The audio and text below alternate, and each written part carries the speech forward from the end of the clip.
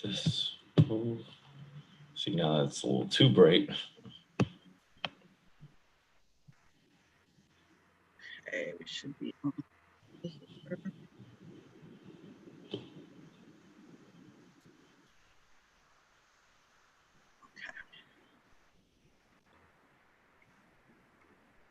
All right, 6:04. We'll get started now. Whoever is going to roll in, they'll just catch us a little bit in progress, but hopefully everyone starts to come in the next couple of minutes.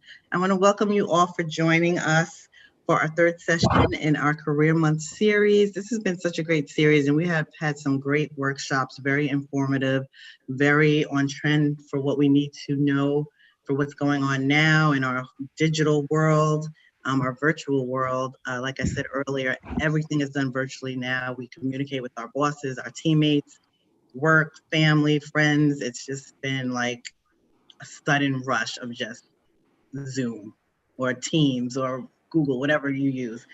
So looking forward to this workshop. For those of who don't know me, my name is Radia Barnes. I'm the president of the New York chapter of the National Association for Multi-Ethnicity and Communications. We're the leading professional development organization for people of color in the communication space. Carvel and I have been at the helm of this organization for the past 2 years, and our terms are up in December. So we are wrapping up programming. We've had such a great time doing this, working for this mission. If anyone is interested in joining the NAMIC board, please let us know, email us. We'll drop our email addresses in the chat. And we're just looking for new board members, presidents, vice presidents, secretary, treasurer, committee chairs. We have a marketing membership, social media, programming. We're looking to fill all of those positions. So if anyone is interested in joining this great organization, please let us know. So I'm going to turn this over to Carvel. He's just going to say a couple words and then we will get started. Thanks so much, Radia, and good afternoon, good evening, depending on wherever you are. My name is Carvel Wallace, VP for NAMIC New York. Just quick housekeeping, just if you want to follow us, make sure you check out our YouTube, LinkedIn, Instagram, Twitter, NAMIC_NY, NAMIC New York, where you can find out all about the chapter happenings. You can also check out our website, NAMICNewYork.com, where you can find out more on the local level. And then to find out more about the national organization, you can check out NAMIC.com. Good thing. So we're going to let Heather introduce herself and then take it from there. Awesome. Thank you. Thanks so much for the introduction.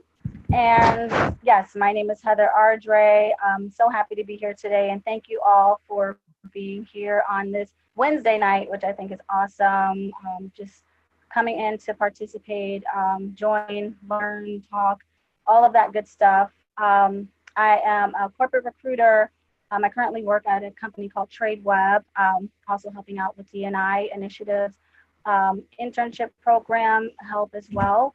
I also have a company called the Professionals Guide, which was birthed out of my passion to equip and guide professionals in their job search, giving them the tools that they need to leave a lasting impression in their job search. So we specialize in job search strategy, resume writing, and the ultimate goal is to just give you the tools that you need so you can land a fulfilling job. Shameless plug is www.theprofessionalsguide.com. And yes, I'm ready to get started into just discussing some job search strategy. And any questions that you have, we will go over those at the end. Happy to answer some questions.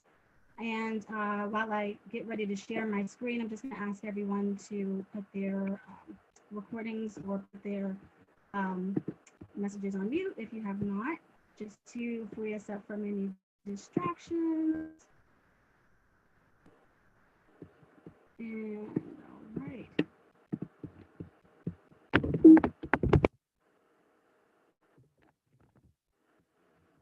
Here we go. All right. So to start with job search strategy, We're living in this digital world, and now more than ever during the COVID season that we're in. So, when we think about job search strategy, sometimes we think maybe common misconception with some of us. By raise of hands, anybody who thinks that the most qualified job seeker gets the best jobs or gets the job?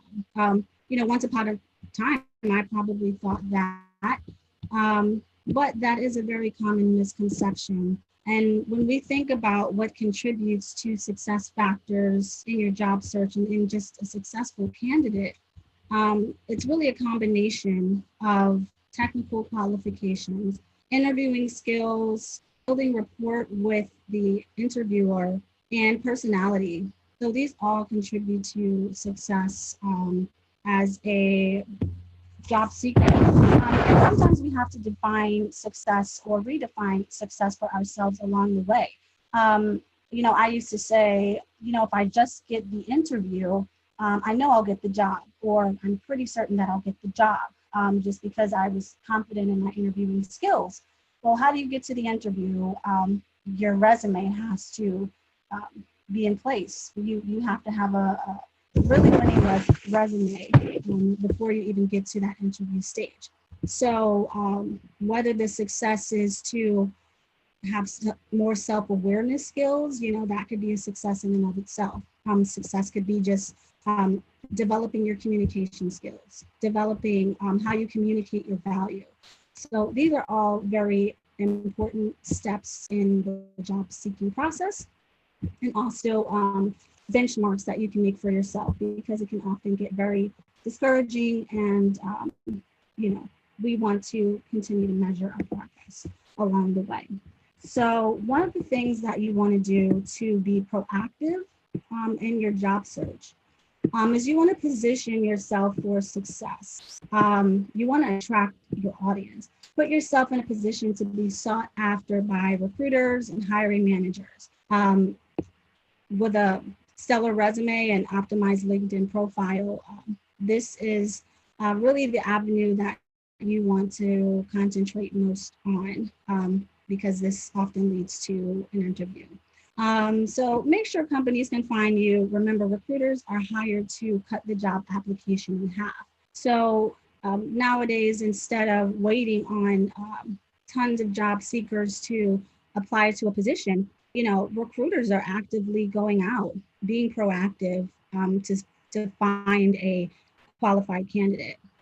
So we don't want this process to be something that you want to relax on. And why do you want to position yourself for success? There's a hidden job market. Some of you may be aware of. Over 70% of jobs are not advertised, and this number, it's kind of concerning. It's steadily going up to 80%, and it's becoming the way of just how it is. So with that being said, there's no harm lost. We just have to get with the times. So let's find out what are some actionable steps.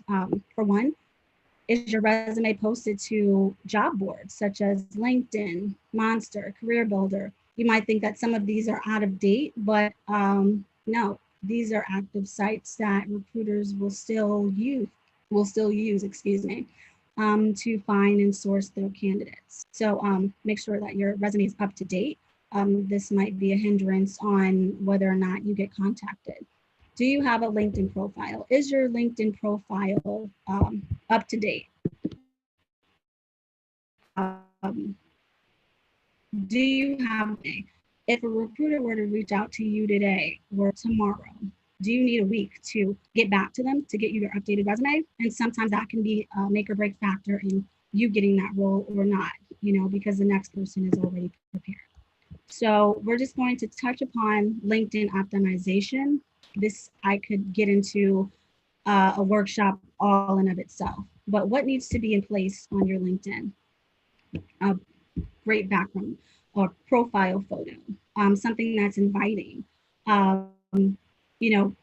smile, look approachable, a background photo, something that if you're in a corporate setting, something that gives off a corporate vibe would be great. Headline, summary. Nowadays, your summary doesn't have to be so generic. You can be a bit more creative with it. And I would say for positions that are in the manager level side of things, I recruit for professionals that go from entry level to C-suite. One of the biggest things as a manager is their disposition. Your summary can actually express just your management style, and something that you may want to get a little creative on, I think could be helpful. Keywords are very big on LinkedIn. Keywords such as software. Keywords could also be just your job title. Keep your job title very, I don't like to use the word generic, but if you're a administrative assistant or a manager of an administrative assistant, you don't need to put operations manager of clerical functions. You don't want to get too broad. You want to have a title that is easy to search. Think of a Google search. If you're a financial analyst, if you're an accountant, keep it simple. If you're an accounting manager, I can go all day on for this or with this, but you kind of get my point. Some other factors you want to do on LinkedIn to fully optimize your profile are growing your network. This is just making connections, reaching out to people, being proactive. List relevant skills, give endorsements, ask for endorsements, take skills assessments, be active, comment and post, and follow relevant industry leaders and companies that you like. Pretty much going to end with the LinkedIn optimization portion here. If you have any questions, feel free to ask at the end. Just aside from that, one other thing that's overlooked, your resume and your LinkedIn profile, they should match each other. That's one common misconception. You don't necessarily need to post your resume to LinkedIn, and I wouldn't suggest it, but if you follow up with a recruiter and your resume looks a bit different from your LinkedIn profile, that could be a waste of both of your time. So just something else to think about. Let's talk about another myth. The hiring manager will be able to figure out that I'm a great fit. Let's think just by looking at your resume. Another common misconception, we can't put that much faith into the hiring manager to kind of figure things out. We want to make things very clear. So the first thing you want to do, or one of the first things that you want to do, is be able to speak the hiring manager's language. Some of you might ask, what does that mean, speaking their language? Well, look at the job description. There will be, you read between the lines of what the need might be. So if someone needs to come in and kind of drive results from a numbers standpoint, you can speak to that. How have you done that in your previous position? How can you do that in your current position? So speaking that language and quantifying your resume is something that will for sure have your resume stand out above the rest. Using a correct format. Sometimes this might be, I wouldn't say overlooked, but just not really recognizing the importance of this. And this kind of ties into making your resume readable. So recruiters, I would say, more so skim through your resume. They're not going to go through every pinpoint, get a cup of coffee, it can kick back and just read your resume. That's just not going to happen. The average time that's spent looking at a resume is 6 to 7 seconds. So, and then after that, it's kind of on to the next, or we want to proceed with the resume. And there's certain things that stand out right away, which I can definitely get into in the Q&A section if you would like to know more about that. Aside from that, you want to have at least 4 to 5 bullet points on each role. So especially your most current role, you don't want to have your former positions have 5+ bullet points and your most recent role has like 2. That doesn't make any sense. The most recent role on your resume is the most important, that in your previous role, and how they are relevant to the role that you're applying for. So if you don't supply enough information, again, some recruiters might want to know more and reach out to you, but I wouldn't bank on that. Put it out there, um, put it out there for them to see. And don't clutter your resume. A common misconception is that you need to keep it to 1 page. So oftentimes this might be the case if you're more on the entry level, but once you gain some solid experience, it's okay to go to 2 pages, 3 pages. I would try to keep it to the 3 page minimum, just because after that, depending on the role, it just might not get looked at. So try to keep it to 2 to 3 pages, max. All right, and moving on from there, another thing that I didn't mention, but keywords. That's pretty big. That should be on a resume. I wanted to kind of go into that in on its own. So keywords could be, like I mentioned, a plethora of things. It could be the actual software. It could be the title of your position. In this case, I'm going to focus on the software keywords. Some of these might not be familiar to you, but if this is on your LinkedIn profile, if this is on your resume, and a recruiter is actively doing a search on a position, whether it's a bookkeeper and needs QuickBooks, or a accounting manager that needs Oracle for financial reporting. These sort of keywords can kind of make or break whether or not you'll get sought after, get a phone call, or just a message. So yeah, heavily used and should be heavily used on both your resume and your LinkedIn profile. And in addition to that, on your resume, I'll just throw out there your keywords and your software skills in particular should be included in both of your skills section. You should always have a skills section, especially if applicable to the position, and it should be included in the your actual bullet points for your for each job that it applies to.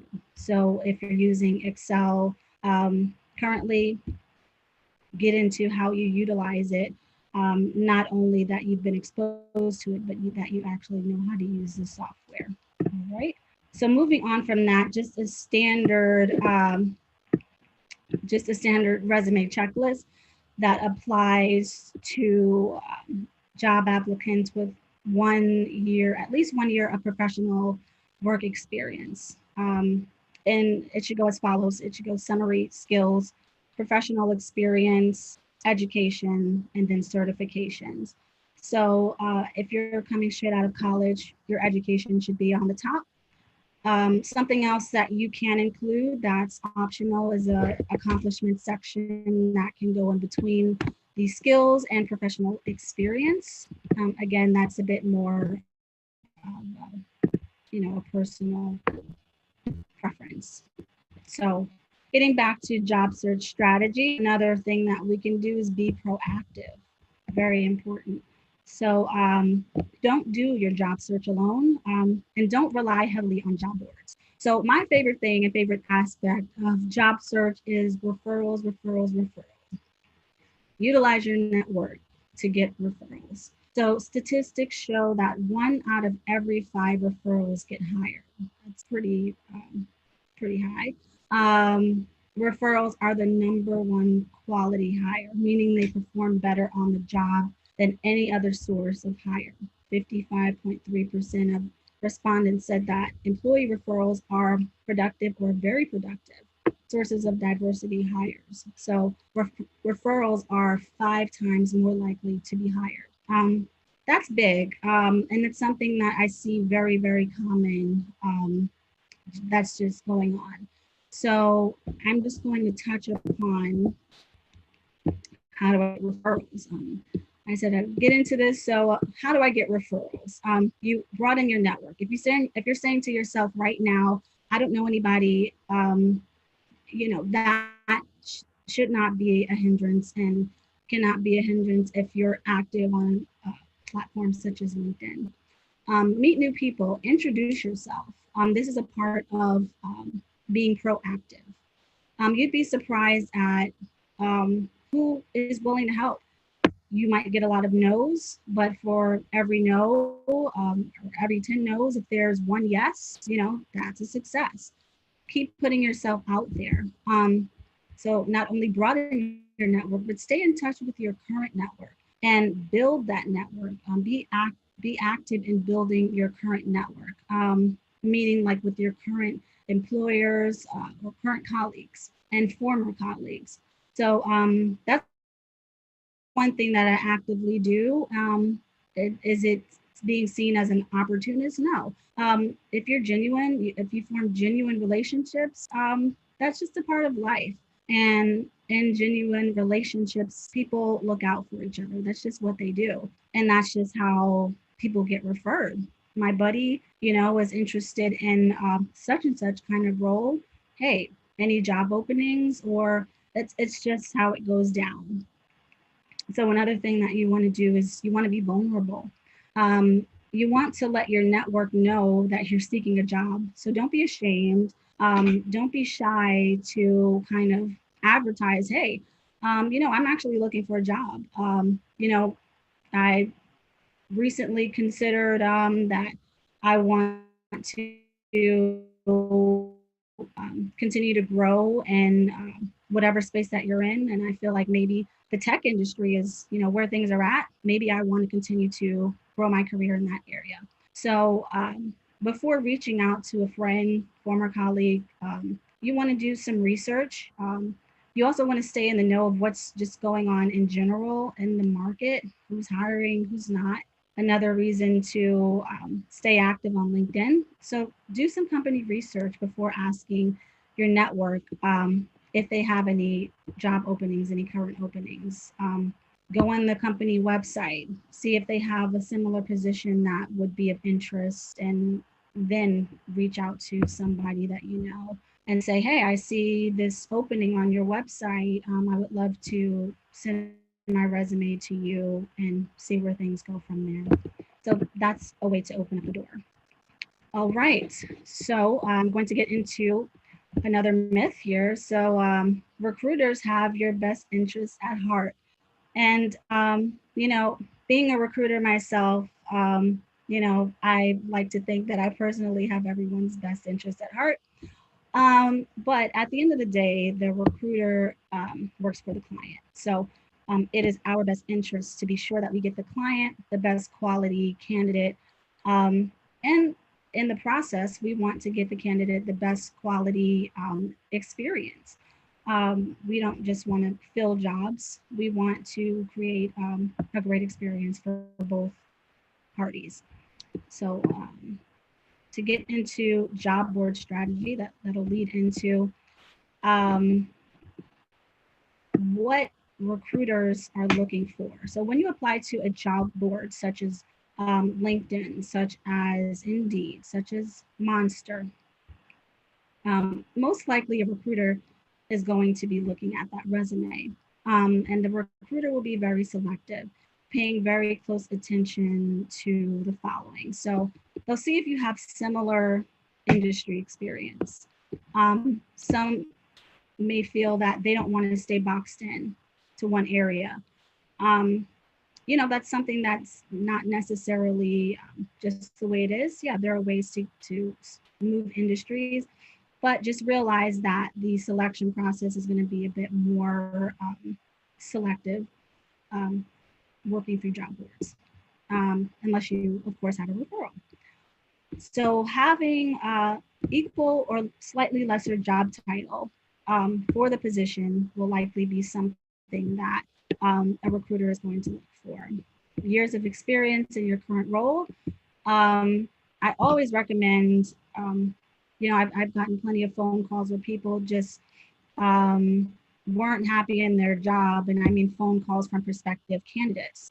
Um, and I would recommend, hey, you've been there 3 months. Let's revisit a conversation 6 months to a year from now.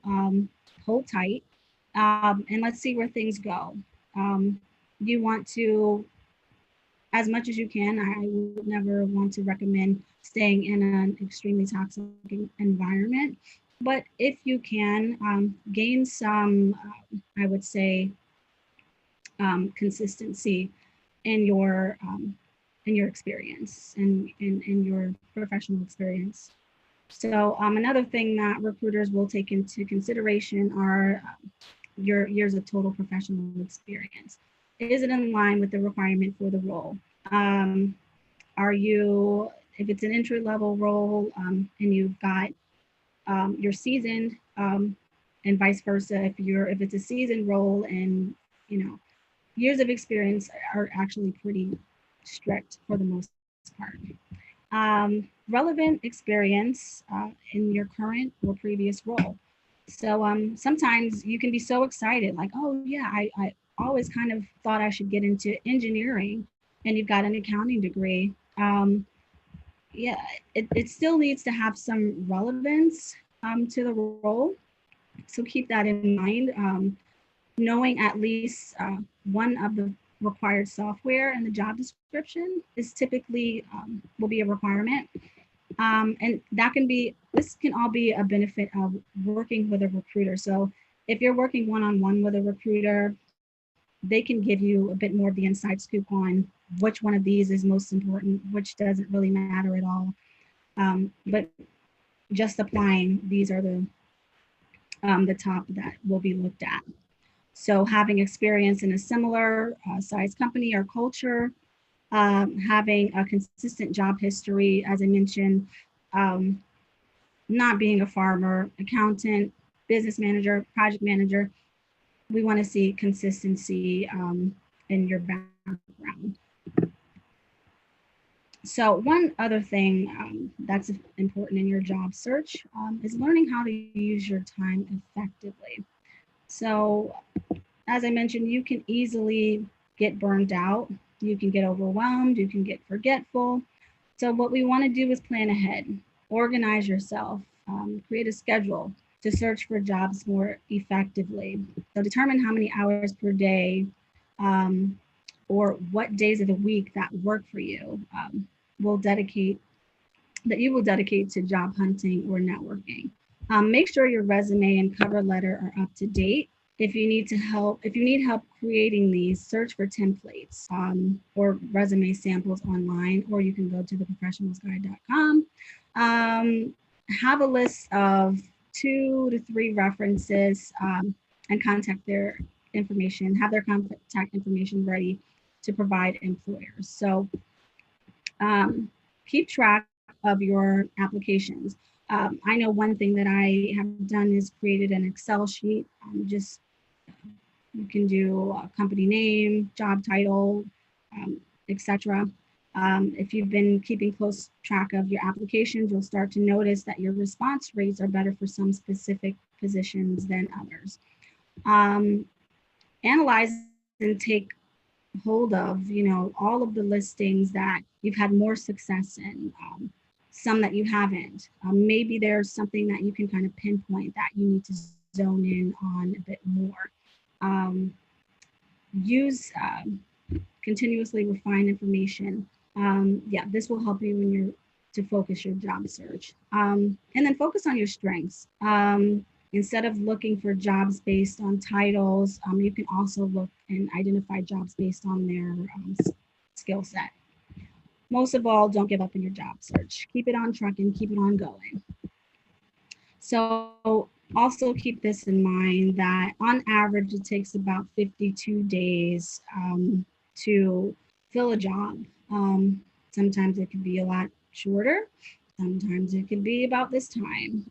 So don't compare yourself to anyone else in your job search. You never know, even in this referral world, they still have to go through the actual process. So maybe they can just get a little kind of push but everyone still has to go through the same process. Don't lose confidence in your abilities. Oftentimes, the better you feel about yourself, the better a hiring manager will feel about you. So don't lose confidence. Take some time if you need to take a day off of your job search. Take a day off, de-stress, and then get back to it. And most of all, don't take your eye off the goal. I don't think that you should settle, not even in this COVID season. I think that if you have a goal, and maybe your goal requires some steps to get to it, always keep that in mind. Never settle. You don't have to settle, and keep pushing forward. All right. So just something that you can actually put in action. You can make a list of contacts that you know that have moved on from any company that you used to work at, so including your current employer. You can search their LinkedIn profile. Ask yourself, would you want to work at their job? Does this role and company align with your long-term career goals? And if so, reach out to them. Build a good rapport with them, congratulate them. If they've got a new job, new home, find a common ground for you to create a conversation, and then passively mention that, hey, you're looking for work. So I'm also going to touch upon interview skills very briefly, running low on time here.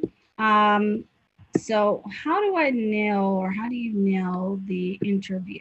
So some common threads that I find that I want to highlight is having confidence. Having confidence is key, as we all know. Communication, being able to communicate your skills, your skill set, is a skill within itself. Having a clear vision.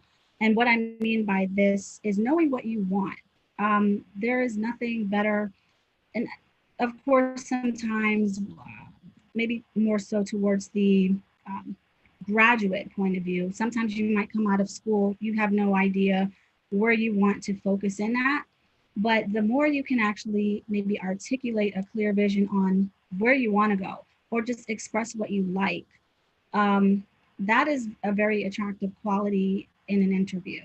I love finance. I've been investing in the stock market, since I was, I don't know, 15, or, and there was just always something about it. So if you can communicate the vision that you want to go to, maybe where you see yourself in 5 to 10 years, if you want to concentrate in a particular section in your industry, communicate that and be passionate about it. Vulnerability, that is the way to connect with anyone. But whether it be a hiring manager, recruiter, be vulnerable. Everyone has a story to share. Don't be afraid to share your story as it relates to your career. And lastly, presentation, overall presentation, how you come across. Always dress to impress. And like I said, just your overall presentation obviously matters. Another thing is you want to know how to speak to recruiters. So before you even get to the hiring manager, don't be passive and, oh, it's just the recruiter. I'm just going to have a little powwow with them. You want the recruiter to be excited to present your resume to the hiring manager. So realize that the recruiter has great influence and can actually vouch for you in such a way, even if the hiring manager pushes back. So, be aware of how you come across, not being rude, or follow up. If a recruiter reaches out to you, get back to them in a timely manner. And be positive and be prepared, of course. And I also want to just mention that you should shift your mindset. So during the interview, sometimes people might not feel that they are actually qualified and hit every bullet point that's qualified for the role. But know that at the end of the day, that if a recruiter reaches out to you, or if the hiring manager wants to see you, it's for a reason. Be confident in the things that you are strong in and what you do have, and take that strength and use it. So if someone wants to ask you a question about a weakness, play it up to your strength. And lastly, I want to mention that, as I mentioned, everyone has a story. So as it pertains to the interview process, own your story. Use the time that you have to go through your resume, to walk through your resume, to explain, hey, maybe you made a life decision at a certain point, which led to a blessing that your current role has opened up. You've always wanted to do such and such. And these are just some things that help you to stand out, just not as a candidate, but as a person. You always want to get your human side.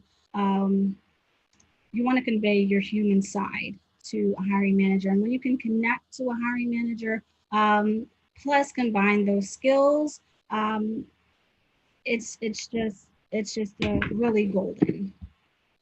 And that is all that I have for you today. If anyone wants to ask any questions, I believe, unless Radia or Carvel wants to jump in, I'm ready to answer any questions. Yes, we have a few questions in our chat. Someone asked, can you elaborate on the hidden jobs? How do you find some of those type of jobs? Yeah, I would really say that either through referrals or making yourself pretty much putting yourself out there, LinkedIn, the job boards, making yourself visible. And what that entails is making sure that your LinkedIn profile is optimized, making sure that your resume has keywords for, I'm not going to say for just any position, but if a sought after skill, I pretty much specialize in finance and accounting as a recruiter. So if I see a role, the majority of my positions, Excel is needed, and you've got that on your LinkedIn profile or you have it in your resume, just making yourself or putting yourself in a position to be found is really one of the most powerful things that you can do to, as a recruiter is searching for you. Okay, and someone asked, should I still apply to a job if I don't feel like I have all of the qualifications? Yeah, so most of the time, a job description is really a laundry list of just a wish list, rather, of things that the hiring manager would love. Sometimes it could be really one or two things out of the entire qualifications list. If it's a list of 5 things, might be one or two the manager really. So yeah, I would say apply. Also keep in mind, so if there are 5 qualifications, if you check off 3 out of 5, I would apply. But if you can't check off at least 2, I would not, really recommend that unless that maybe like certifications. So if a certification is required and that's the only thing and you don't have a certification, then I wouldn't recommend that. Otherwise, if you check off the majority of the qualifications, then I would say to apply. Good. What are some important questions to ask yourself or non-action tools when defining your long-term career goals? I'm sorry, could you say that one more time? What are some important questions to ask yourself or action tools when defining your long-term career goals? So some things to ask yourself or some things to ask like a recruiter? Let me see, it says, what are some important questions to ask yourself? Okay. Yeah, so I think that's really great. One thing, finding out what you like and what you don't like. Finding out what you like and what you don't like in your current role, or if you're a graduate in your classes. So write a list of whether it's in your position or if you're a graduate, if it's your previous classes, write a list of what you like, write a list of what you enjoy doing and why you enjoy doing it. And then write another list of what you don't like and why you don't like it, why it wasn't enjoyable. And sometimes that could even be with a major. Maybe you majored in accounting and realized that you don't want to crunch numbers all day.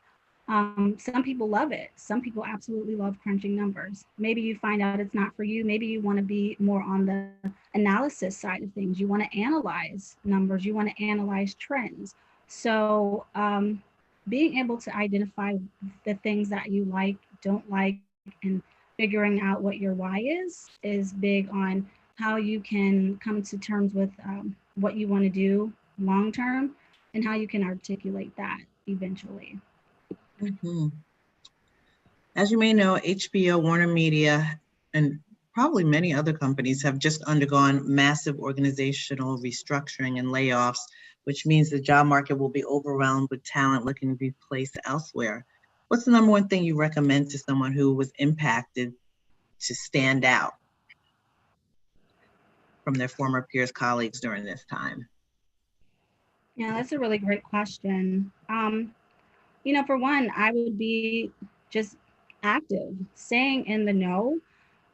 Aside from the tips that I mentioned to put yourself out there on job boards, LinkedIn, things like that. Um, First of all, if you're working for a Fortune 500 company or a large corporation, um, you know, there's somebody or somebody that you know that somebody else knows. Um, I would highly recommend reaching out to people that you know. Um, and utilizing that referral system. A lot of times people just know people, especially if you're coming from big organizations. So I would say more so than none, utilize that referral system. And if you feel like you don't know anyone, maybe you feel like you've just kind of been heads down in your work, reach out to somebody. Get out of your comfort zone. Don't just say, oh, I don't think anyone likes me or anyone will respond. No, get out of your comfort zone. You'll be surprised at, especially now, how many people are making themselves available to help. As I said, for every 10 no's or 20 no's, there's a yes. So get out of your comfort zone, put yourself out there, and utilize that referral system. That would be my biggest piece of advice. Wonderful. And do you think it's appropriate to add hiring managers on LinkedIn after you have met with them? Absolutely. You can do that before or you can do that after. I'll give a really good example. I got a resume from the hiring manager's boss. Somebody reached out, somebody actually applied to a position, and after they applied, did a little research, found the hiring manager's boss's name, um, found his address. He didn't know him, but had something in common with him and put that in a little note that I guess was efficient enough to get to myself to review and reach out to him. So, so yeah, I would do research, and that's often another way to kind of get in on the inside as well. So, yeah. Mhm. And this is an interesting question. The person says, I'm an African American who wants to recommend my African American friends and family to open job opportunities in my company, but I'm hesitant. What can I do to get over this unease? Hmm, that's good. So when we talk about referrals, oftentimes, I think we could probably all put our own blasts of, hey, is anyone looking for a job? And maybe 100 or hundreds of people would come running. Um, the object really of a referral is not just to get your buddies in them in, but you being able to recognize if someone can actually do the job, if someone is a fit and only, or you have a better perspective if you're working at a company, you know what the company culture is like. So you'll know whether or not, you know, Aunt Sue or Aunt Lisa will be able to fit in. Of course, you want to help out your friends and family, but I would also take that into consideration because at the end of the day, your reputation is on the line as well. So, of course, you can always say kindly, you'll keep them in mind and everything, but at the end of the day, your reputation is on the line, and if it's worth your reputation, go for it. But if it's not, then I would, think of a very diligent or a very nice way to say, you know, I will keep you in mind. We'll call you. Yeah, I definitely agree with that. Just a couple more questions here. Someone asked, is it normal for a company to ask for your social security number during the application phase? I've seen that, I want to say, like back in the day. Without revealing my age, my gosh. I don't see that in the application process anymore. And when I did see that, that would actually be a breaking point for myself, to where I would decide maybe this isn't the job for me. Yeah, I I honestly, that would have to be a personal choice for you, based on your level of comfort. So I know sometimes the big Fortune 500 companies I've seen in the past, like I would say the past about 10 years ago, have asked for the social security numbers. Um, Nowadays, like I said, I don't see that so much, but based on your level of comfort, I would, work around that. I can't really give a yes or no. Yeah, and just to piggyback off of that, this is my own question. Asking for salary requirements, how really should that be played out? Is the recruiter supposed to ask you? Are you supposed to ask? Mm-hmm. See, I'm giving away my secrets. So for salary requirements, as it is in the best interest for a candidate, you never want to reveal a number first. That is in the candidate's best interest. And once you get a bit more confidence, you can actually say that. Well, I don't feel comfortable. I don't want to put myself in a hole to reveal a number first. What is do you have a range? Do you have a number? Because it is very true. If you put a number first, a recruiter might have a budget, but will always try to put you on the lower end of the budget. So if you can, and sometimes this takes a bit of confidence building, but ask for a number from the recruiter. The recruiter will likely try to beat you to the punch, more so than none. But if you can, if you don't beat them to the punch, say, hey, I, either don't feel comfortable giving you a number, or I want to just see where things go. But, if you can provide a range or a number, take it from there.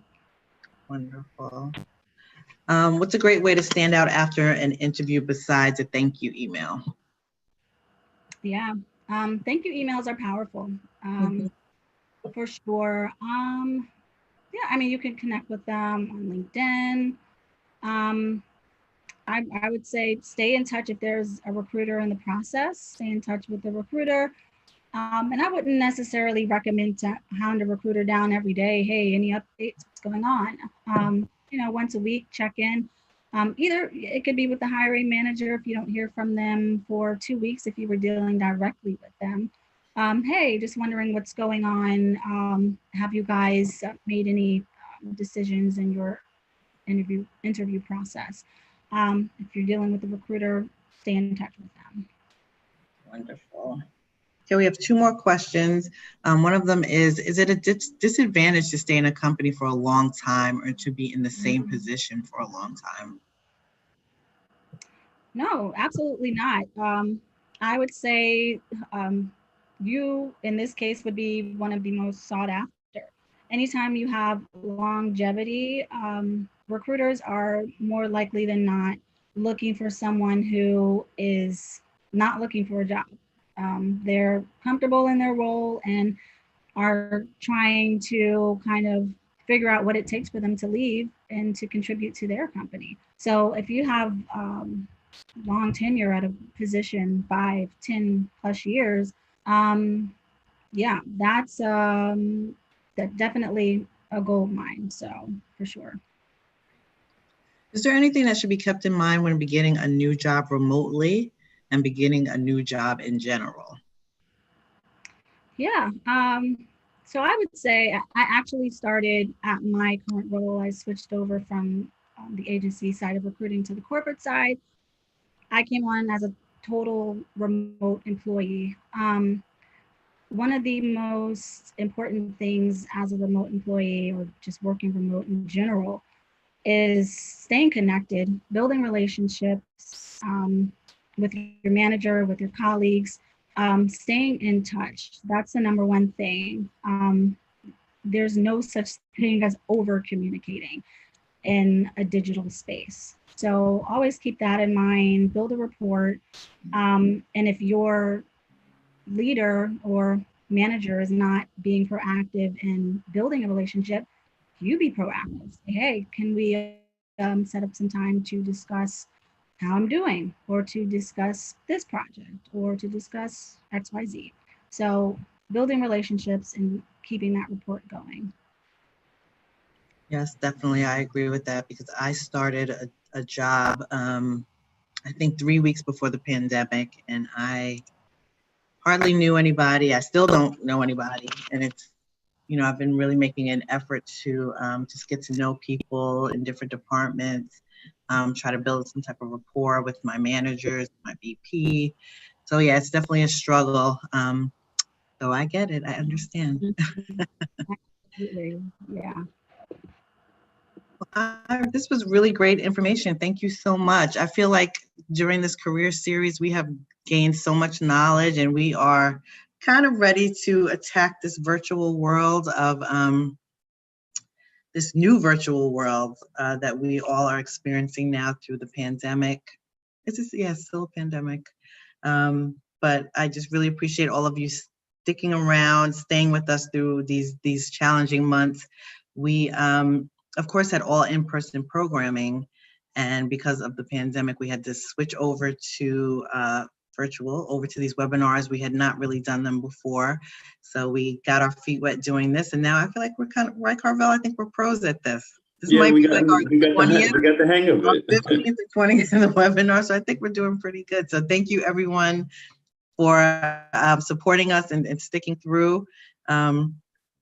We actually, this is the last of our Career Month series, but we actually do have 2 more sessions. We're partnering with some of our sister chapters. We're going to have a recruiting event next month with Peacock NBC. They are going to have like a little bit of a lunch and learn where they talk about the company and open roles. So be on the lookout for that. And then we're partnering with our California chapter, our California sister chapter, also in December. And we're going to have a fireside chat with the head of Showtime. So that's going to be a really great discussion. And that will close out the year. I can't believe it. Like, the year is over. It's done. It's a wrap. Time has flown. Thank you so much, Heather, for sharing your time and your knowledge with us. We really appreciate it. Everyone, we're going to send Heather's information over to you about the professionals guide. I'll send links to her Instagram page tomorrow to everyone in the thank you note that I'll send out. And everyone follow her, and we will see you hopefully next month.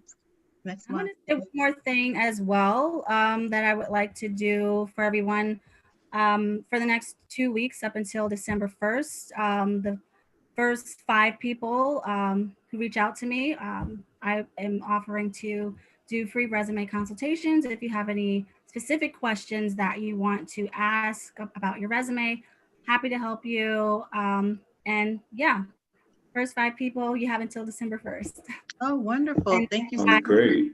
yeah, info at theprofessionalsguide.com. And as I said, they would send you some more information.